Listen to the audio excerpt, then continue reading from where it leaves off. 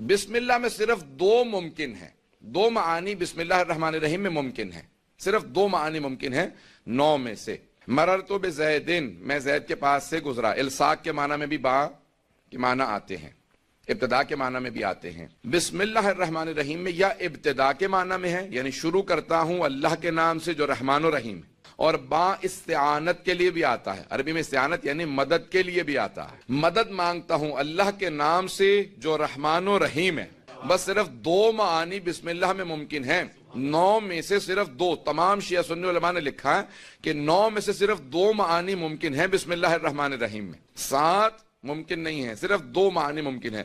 یا ابتدا کے I begin in the name of Allah, the compassionate, the merciful، میں شروع کرتا ہوں ہر کام کو اللہ کے نام سے جو رحمان و رحیم ہے، یا میں مدد مانگتا ہوں اللہ کے نام سے جو رحمان و رحیم ہے۔ بس 2 معانی ممکن ہیں بسم اللہ الرحمن الرحیم میں، اور کوئی معنی ممکن نہیں ہے، یا ابتدا کے لیے آیا ہے یا استعانت کے لیے آیا۔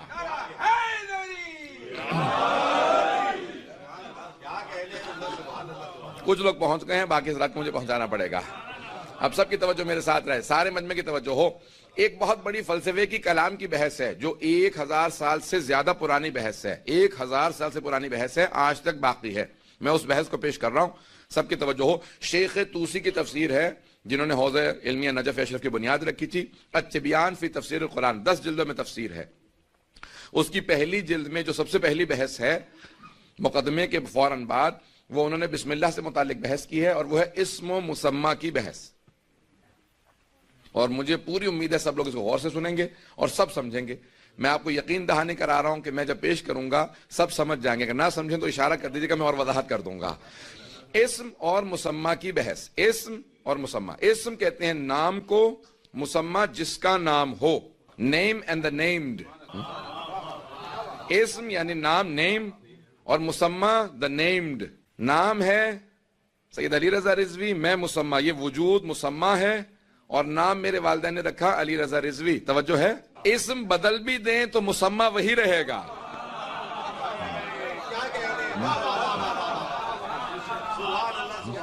میں نے آپ کے سب کی حسن سماعت کو دیکھتے ہوئے آج 5ویں مجلس میں بہت علمی موضوع لیا ہے۔ اسم اور مسمہ کی بحث قدیمی ترین بحثوں میں سے ہے، شیعہ سنی تمام میں بحث آج تک باقی ہے، 1000 سال ہو چکے، بڑے بڑے علماء مفسرین نے سب نے لکھا اسم اور مسمہ۔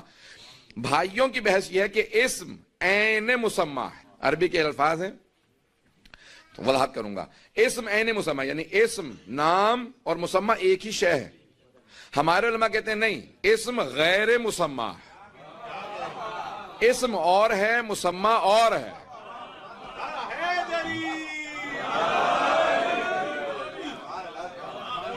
بات واضح ہو رہی ہے اب تک؟ میرا اسم بدل بھی جائے تو مسمہ وہی ہے۔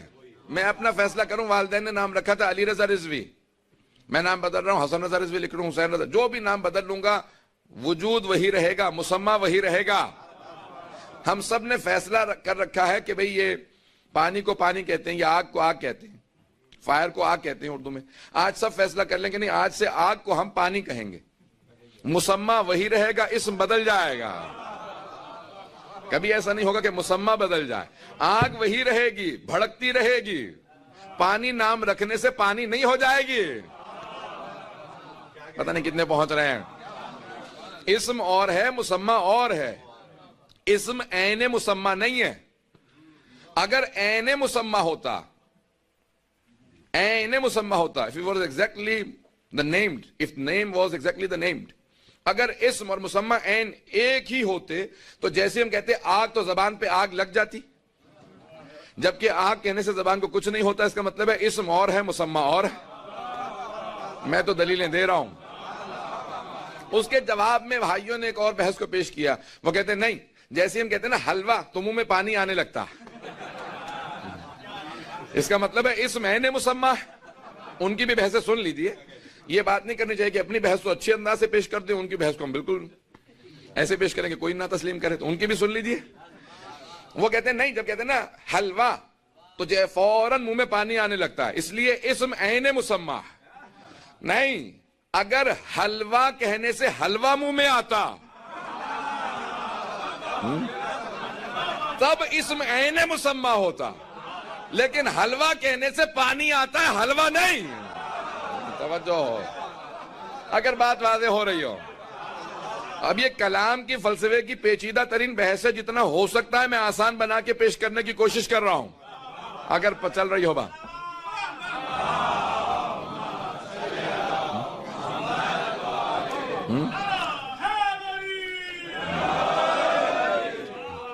توجہ ہے سب لوگوں کی. تو اسم عین مسمى نہیں ہے, اسم غیر مسمى. اب میں جان بوجھ کے عربی کی اصطلاحات استعمال کر رہا ہوں, غیر یعنی وہ نہیں ہے, اسم مسمى نہیں ہے. توجہ کیجئے گا, اسم اور ہے مسمى اور ہے. اب بھائیوں کے ہاں بحث ہے کہ غیر اللہ سے مدد مانگنا بدعت ہے. میں نے پیش کر دیا. اب میں اسی لیے جان بوجھ کے وہی لفظ استعمال کر رہا ہوں, اسم غیر مسمى. وہ کہتے ہیں غیر اللہ سے, اللہ کے علاوہ کسی اور سے مدد مانگنا بدعت ہے. ان کی پوری بحث ہے, وہ کہتے ہیں اللہ کے علاوہ کسی اور سے مدد مانگنا بدعت ہے, حرام ہے, شرک ہے. اب یہ ان کی پورے بحث ہے. وہ کہتے ہیں اسم عین مسمى ہے, ہم کہتے ہیں اسم غیر مسمى. اگر ثابت ہو گئے میں آگے بڑھ جاؤں. اب وہ کہتے ہیں کہ نہیں, غیر اللہ سے مدد مانگنا بدعت ہے, اللہ کے علاوہ کسی اور سے مدد مانگنا بدعت ہے. اللہ نے قرآن کو شروع کیا بسم اللہ الرحمن الرحیم سے, مدد اللہ کے نام سے.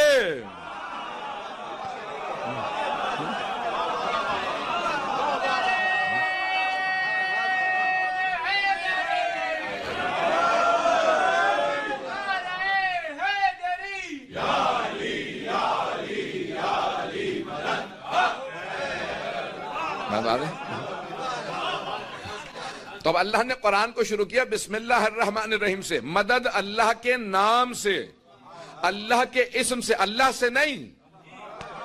بھئی اسم غیر مسمى ہے, عین مسمى نہیں ہے. اگر اللہ کہتا مدد اللہ سے جو رحمان و رحیم ہے, تو پھر غیر اللہ سے مدد مانگنا بدعت ہوتا. لیکن اللہ نے کہا نہیں, مدد اللہ کے نام سے جو رحمان و رحیم ہے. سب سے پہلے پورے اسلام میں کتاب التوحید شیعوں میں لکھی گئی. غور سے سنیں گے, شیخ صدوق نے لکھی کتاب التوحید, انگریزی ترجمہ میرا. تو اب اس لیے میں پوری طرح سے جانتا ہوں جو پیش کر رہا ہوں, تو گھبرا کے نہ سنیں. سب سے پرانی 1000 سال سے زیادہ پرانی کتاب التوحید ہے جو ہمارے ہاں لکھی گئی. بھائیوں کے ہاں 700 سال پہلے لکھی گئی ہے, ہماری کتاب کے 300 سال بعد, وہ بھی جتنی کوششوں کے بعد لکھی گئی ہے. جب آپ پڑھیں گے تو آپ کو خود احساس ہو جائے گا کیا ہے. سب سے پرانی کتاب التوحید اہل بیت علیہ السلام کے ماننے والوں نے لکھی کتاب التوحید, اور اس میں شیخ صدوق نے کچھ نہیں لکھا اپنے پاس سے, سب کچھ لکھا رسول و آل رسول کے اقوال سے, ان کے خطبوں سے, ان کے فرامین سے. توحید کو ثابت کیا. 5ویں امام کا فرمان لکھا کہ نحن اسماء اللہ الحسنى, ہم اللہ کے پیارے نام ہیں, مدد اللہ کے نام سے.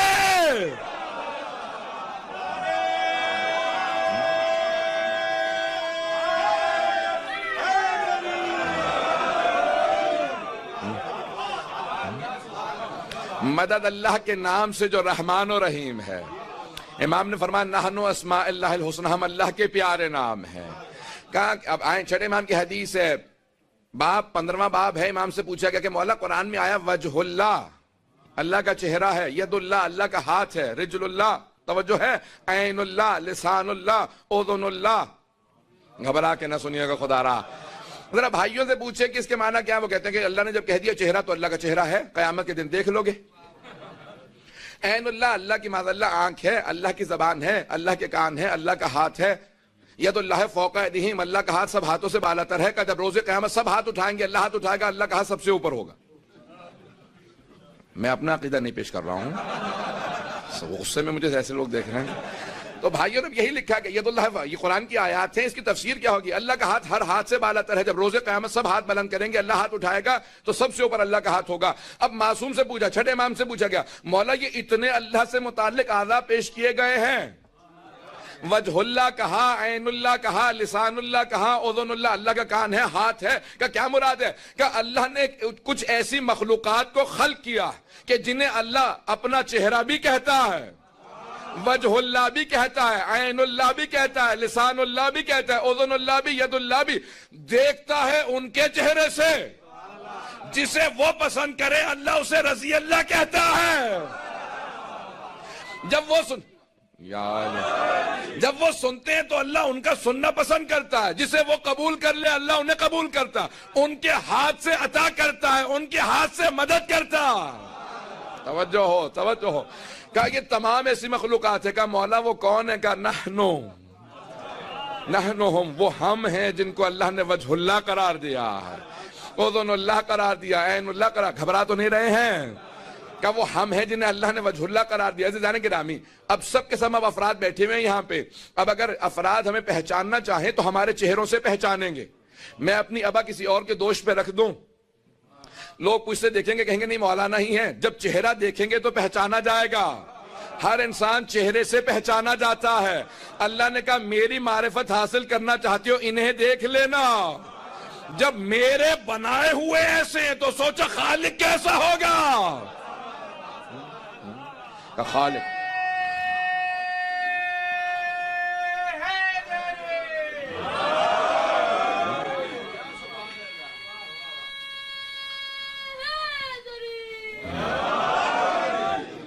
جنہیں اللہ نے خلق کیا ہے وہ ایسے ہے۔ بہم عرف اللہ، کتاب و توحید میں ہے، ان کے ذریعے اللہ کی معرفت حاصل ہوتی ہے۔ بہم عبد اللہ، ان کے ذریعے اللہ کی عبادت ہوتی ہے۔ جب پوچھا نا جناب، اب یہاں پہ روایت کو پیش کر رہا ہوں الانوار النعمانیہ سے، سید نعمت اللہ جزائری جو شاگرد بھی ہیں داماد بھی ہیں علامہ محمد باقر مجلسی کی، ان کی کتاب ہے الانوار النعمانیہ، اس میں انوار ائمہ علیہ السلام کے انوار سے متعلق پوری بحث ہے، بہت تفصیل سے، 4 جلدوں میں کتاب ہے۔ تو نور مرتضوی میں جلد نمبر 2 میں لکھا ہے سید نعمت اللہ جزائری نے کہ جناب حبیب خدا بیٹھے ہیں، مسجد نبوی ہے، جناب جبرائیل وحی الہی کو پیش کر رہے ہیں، آیات کو تلاوت کر رہے ہیں کہ یہ نئی وحی نازل ہوئی۔ اتنے میں ایک جوان کا گزر ہوا، جناب جبرائیل وحی کو روک کے کھڑے ہو گئے، وہ جوان جب چلا گیا دوبارہ بیٹھے، وحی کو جاری رکھا۔ اتنے میں دوبارہ وہ جوان پلٹ کے واپس آیا اور ان کے آنے پہ جناب جبرائیل دوبارہ تعظیماً کھڑے ہوئے، وحی کو روکا، جب وہ چلے گئے تو پھر دوبارہ بیٹھے اور وحی کو جاری رکھا۔ تو پیغمبر السلام نے فوراً سوال کیا اتقوم لہذا الفتى، فتح تو ذہن میں ہے؟ فتح کہتے ہیں جوان کو، لا فتح الا علی، یہ اگر پہنچ رہے ہو۔ تو اب حبیب خدا نے سوال کیا اتقوم لہذا الفتى، اے جبرائیل کیا آپ اس جوان کے لیے کھڑے ہو جاتے ہیں تعظیماً؟ کہا لما لا اقوم لمن علمنی، یا رسول اللہ میں اس کی تعظیم میں کیوں کھڑا نہ ہو جاؤں جس نے مجھے تعلیم دی ہے۔ تو اب سید نعمت اللہ جزائری نے لکھا تو فوراً رسول خدا نے کہا کہ کیا سیکھا ہے علی سے؟ کہ ان سے کیا سیکھا؟ کہ یا رسول اللہ جب اللہ نے مجھے خلق کیا تو ملائکہ ہماری طرح سے خلق نہیں ہوتے کہ پیدا ہوں گے جوان ہوں گے بڑے ہو جائیں گے، وہ نور ہیں۔ کہ جیسے ہی مجھے خلق کیا تو فوراً اللہ نے سوال کیا، آواز قدرت ہے، من انت وما اسمک ومن انا وما اسمی، میں کون ہوں میرا نام کیا، تو کون ہے تیرا نام کیا؟ کہ میں متحیر پریشان تھا، ابھی خلق ہوا ہوں، میرا نام کیا ہے؟ توجہ توجہ۔ کہ وہ کون ہے جس نے سوال کیا؟ کہ میرے سامنے کچھ نہیں تھا، ایک مرتبہ اسی جوان کا نور میرے سامنے آ، قول کہہ دے انت رب الجلیل و اسمک الجلیل، کہ تو سوال کرنے والا تیرا نام بھی جلیل ہے بہت بلند ہے اور تیرا وجود بھی بہت بلند ہے۔ کہ انا عبد الذلیل اسمی جبرائیل، اور میں بہت پست ہوں میرا نام جبرائیل ہے۔ یعنی اللہ کے مقابلے میں پیش کیا، کہا کہ اپنے آپ کو کبھی فخر سے پیش مت کرنا، اللہ کی بندگی کو ذلت کے ساتھ خاضع اور خاشع ہونے کے ساتھ پیش کیا جاتا ہے۔ کہا انہوں نے میرا نام بھی رکھا تھا، مجھے پہلی مرتبہ جواب بھی سکھایا تھا۔ مجھے نہیں معلوم کس حد تک افراد نے اس کو غور سے سنا ہے۔ رضوان گرامی کا حبیب خدا نے کہا اس لیے کھڑے ہو؟ کہا یا رسول اللہ اس لیے میں ہمیشہ استاد کی تعظیم میں وحی کے دوران بھی کھڑا ہو جاتا ہوں کہ امیر المؤمنین میرے استاد۔ رضوان گرامی اب یہ پورا نظام ہے جو بائے بسم اللہ سے، میں بھی اس کو اور بڑھانا چاہ رہا ہوں آگے، مجھے نہیں معلوم کس حد تک لوگ سن رہا ہے۔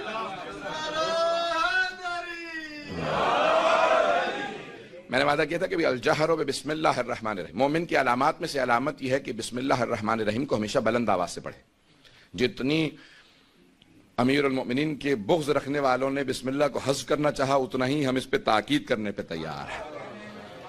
جب شام والے نے قرآن سے ہی حذف کر دیا اور اس کو نکال دیا، کہا کہ نہیں بسم اللہ قرآن کا جز نہیں ہے، تبرکن لکھ دی جاتی ہے، اور تبرکن نہیں لکھی جاتی۔ ائمہ علیہ السلام نے تاکید کی کہ ہر سورہ کا جز ہے سوائے سورہ برات کے، ہر سورہ کا جز ہے، اور ہمیشہ بسم اللہ الرحمن الرحیم کو لکھا بھی جائے گا پڑھا بھی جائے گا جب انسان قرآن کی تلاوت کرے گا۔ سن رہے ہیں سب لوگ؟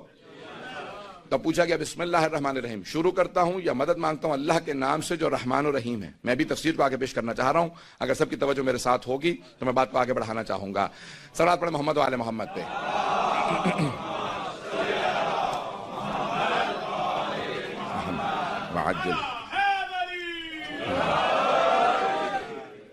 عزیزان گرامی, ائمہ علیہ السلام سے پوچھا مولا اس کی تفسیر کیا ہے؟ جناب امیر المؤمنین سے حضرت عبداللہ بن عباس نے سوال کیا کہ مولا ذرا سورہ فاتحہ کی تفسیر کر دیجئے. عشاء کی نماز مولا نے مسجد کوفہ میں پڑھائی تھی, وہیں پہ آپ کو روک لیا گیا. واقعہ سب کے ذہنوں میں ہے, مجھے ایک نتیجہ دینا ہے, واقعہ سب کے ذہنوں میں آ گیا ہوگا. فوراً پوچھا کہ مولا سورہ فاتحہ کی تفسیر بیان کر دیجئے. تو مولا نے کہا بیٹھ جاؤ, سورہ فاتحہ کی تفسیر بیان کرتا ہوں. اب چند افراد بیٹھ کے لکھنے لگے. جناب عبداللہ فوراً بیٹھ گئے اور بہت ان کا رتبہ ہے. حضرت عبداللہ بن عباس مفسر قرآن ہے, حافظ کل قرآن ہے, ہزاروں احادیث کے حافظ ہیں, اور جناب ختم مرتبہ سے اور جناب امیر سے سننے کے بعد قرآن حفظ کیا. جب پوری رات جناب امیر تفسیر بیان کرتے رہے, جیسے ہی فجر کی اذان ہوئی مولا نے کہا کہ وقت کم تھا اس لیے میں نے کم ہی بیان کیا ہے, فجر کا وقت ہو رہا ہے, میں دوسری جماعت پڑھاؤں گا. تو انہوں نے فوراً قلم روکا, کہا مولا پوری رات میں سنتا رہا, آپ بیان کرتے رہے, لیکن آپ بائے بسم اللہ سے آگے نہیں بڑھے. ابھی میری آپ بسم اللہ کی تفسیری بھی پریشان ہو رہے ہیں. مولا پوری رات بیان کرتے رہے, 12 گھنٹے, بائے بسم اللہ سے آگے نہیں بڑھے. کہا مولا سورہ فاتحہ کی تفسیر کو پوچھا تھا, آپ تو بائے بسم اللہ سے آگے نہیں بڑھے. کہا یبن عباس, اے عباس کے بیٹے, جتنے علوم اس کائنات میں ہیں سارے اللہ کے کلام قرآن میں ہیں. جو کچھ قرآن کے اندر ہے, کلام اللہ المجید کے اندر ہے, وہ سورہ فاتحہ میں ہے. جو کچھ سورہ فاتحہ میں ہے وہ اس کی بسم اللہ میں ہے. جو کچھ بسم اللہ میں ہے وہ اس کی با میں ہے. جو کچھ بے میں ہے وہ اس کے نقطے میں ہے. وَأَنَا النُّقْطَةُ الَّتِي تَحْتَ الْبَاءِ, اور وہ جو بے کے نیچے نقطہ ہے وہ میں علی ابن ابی طالب ہوں. کوئی اعتراض نہ کرے کہ نقطے نہیں تھے. ارے قرآن کے اندر نقطے بھی جناب امیر نے لگائے ہیں. جس نے نقطے لگائے ہوں وہ نقطے کی اہمیت کو سمجھتے تھے. تو آپ نے کہا کہ انا النقطۃ التی تحت الباعث, بائے بسم اللہ کا نقطہ میں ہوں. اس کو بڑے بڑے علماء نے اپنے اپنے انداز سے پیش کیا ہے. شاید میں کبھی آپ نے سن رکھا ہو, ایک میں جملہ اپنے انداز سے پیش کروں گا کہ جب آپ سی ڈی خریدیں گے نا, اس کے اندر تمام 2000 سے زیادہ کتابیں ہیں. ایک نقطے کے برابر قرآن کریم ہے. اس پوری سی ڈی کے اندر میں نے 2000 سے زیادہ اس میں کتابیں تھیں. ایک میں نے کہا اس میں قرآن بھی ہے, حدیث کی فقہی ساری کتابیں. کہاں قرآن بھی ہے؟ کہاں کہ ایک نقطے کے برابر. جب کمپیوٹر آیا, سائنس نے ترقی کی, سی ڈی دریافت ہوئی, تو اس وقت لوگوں کو سمجھ میں آیا کہ نقطے میں قرآن بھی آ سکتا ہے. میرے مولا 1400 سال پہلے بتا گئے تھے کہ اگر قرآن کو ایک جگہ دیکھنا ہو تو مجھے دیکھ لو, نقطے کو پھیلا کے دیکھنا ہو تو قرآن کو دیکھ لو. عزیزان گرامی, قرآن کی آج تک بسم اللہ الرحمن الرحیم کو دنیا نہیں سمجھی ہے. جب مولا نے کہہ دیا تھا انا النقطۃ التی تحت الباء, تو اب شام والے کو اس بات سے بہت زیادہ ضد تھی. امام حسن مجتبیٰ کے زمانے میں آیا, مسجد نبوی میں نماز پڑھا رہا تھا, تو اس نے, اب جو حکومت کے زور پہ نماز پڑھانے والے تھے وہ اور تھے, اور جو اپنے علم و اعزاز اور اپنی عصمت کی وجہ سے نماز پڑھاتے تھے وہ اور تھے. تو اس نے کہا کہ نماز میں پڑھاؤں گا. نماز اس نے پڑھائی تو ابھی بہت سے صحابہ زندہ تھے. انہوں نے کہا کہ اے معاویہ, هل سرقت الصلاۃ ام نسیت الفاتحہ, کیا تو نے نماز میں چوری شروع کر دی ہے یا تو فاتحہ ہی بھول گیا؟ جو تو نے نماز پڑھائی اس میں بسم اللہ نہیں پڑھی. اتنا شور اٹھا کہ اسے دوبارہ نماز پڑھانی پڑی. دوبارہ نماز پڑھائے گا نہیں, اگر تو بسم اللہ کے بغیر نماز پڑھائے گا تو ہم تیرے پیچھے نماز کو باطل کا فتویٰ دے دیں گے. توجہ ہے, یہ صحابہ کا نظریہ تھا. بے مورخین نے یہی لکھا ہے نا کہ صحابہ نے زبردستی اسے نماز پڑھائے گا, دوبارہ نماز پڑھا. اس نے دوبارہ نماز پڑھائی بسم اللہ کے ساتھ. وہیں سے قسم کھا کے گیا کہ اب جب میں شام واپس جاؤں گا اتنا پیسہ خرچ کروں گا کہ جب تک قرآن سے بسم اللہ نہ نکلوا دوں. اور یہ کیا اس نے پیسے دیے. ماں صحابہ کو کہا کتنے پیسے لوگے یہ حدیث گھڑنے پہ کہ بسم اللہ جز نہیں ہے قرآن کا. اور آج تک آپ حج پہ چلے جائیے, وہاں نماز پڑھا رہے ہوں گے لیکن بسم اللہ نہیں پڑھتے. عزیزان گرامی, یہ صرف اور صرف بغض امیر المؤمنین میں سارا سلسلہ کیا گیا. عداوت اہل بیت میں اس لیے آپ اپنی عادت بنا لیں کہ ہماری زندگیوں کا جز ہو بسم اللہ الرحمن الرحیم.